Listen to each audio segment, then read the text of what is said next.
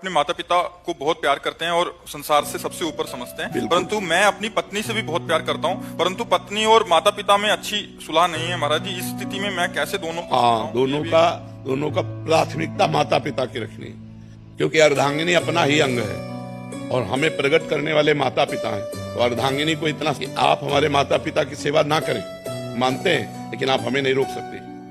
हम आपकी सुविधा, आपकी अनुकूलता आपको देंगे, लेकिन आप हमारे माता पिता की सेवा में अगर तनिक भी विरोध करते हैं तो हमारे आपके संबंध में विरोध हो जाएगा। माता पिता का त्याग नहीं कर सकते, ये जरूर आप में होना चाहिए। अगर ये नहीं है तो जो अपने माता पिता का त्याग कर दे पत्नी के कहने पर, फिर क्या है, फिर धर्म में वीरता नहीं रही। ऐसा नहीं होना चाहिए।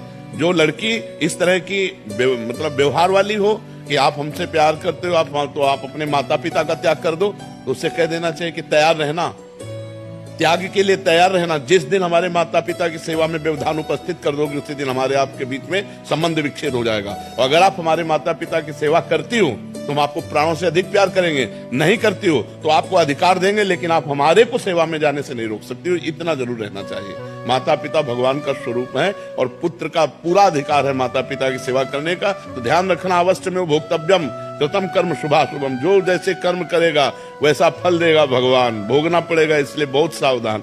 तो कभी चूक मत कर देना, पत्नी के चक्कर में आकर अपने बूढ़े माता पिता को मारना पीटना या घर से निकाल देना, ऐसे कोई आचरण मत करना।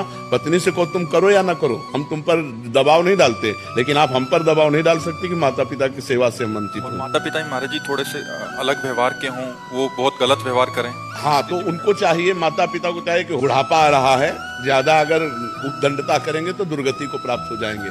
बहू बेटा को अपना बेटा और अपनी बेटी के समान चाहिए। थोड़ा प्यार का व्यवहार करें जिससे कम से कम उनको चाय और नाश्ता मिल जाए। अगर माता पिता करने लायक है और वो बहू बेटा से सेवा नहीं कराते हैं, बहू बेटा से ईर्ष्या करते हैं, तो बेटे को चाहिए कि दूर से देखता रहे, उनकी सेवा में भले न जाए। लेकिन जिस दिन वो ऐसी स्थिति को प्राप्त हो कि वो अपनी सेवा करने लायक ना हो, उस दिन वो गाली दे तो भी उनकी सेवा करनी चाहिए। माता पिता की तो भी सेवा करनी चाहिए, क्योंकि वो बुजुर्ग हैं, उनका दिमाग स्थिति 60-70 के बाद जो है मानसिक स्थिति बिगड़ जाती है। अगर वो गाली देते हैं, वो निंदा करते हैं, तो हमें ये बात नहीं माननी, हमें उनकी सेवा करनी है। और अगर वो स्वस्थ हैं, अपने आप सेवा कर लेते हैं, खा पी रहे हैं, तो दूर से देखता रहे, खा पी रहे, आनंद से है, कोई बात नहीं। अगर 2-3 बेटा है महाराज जी, हाँ, तो उनमें से सब बेटाओं को चाहिए कि अपने माता पिता की सेवा के लिए अगर हिस्सेदारी ले लें, तीनों क्रम बाई क्रम सेवा करें। अगर तीनों में से ना करे तो एक तो तैयार हो जाए। यार, बूढ़े माता पिता को खवाने से क्या कमी होती है?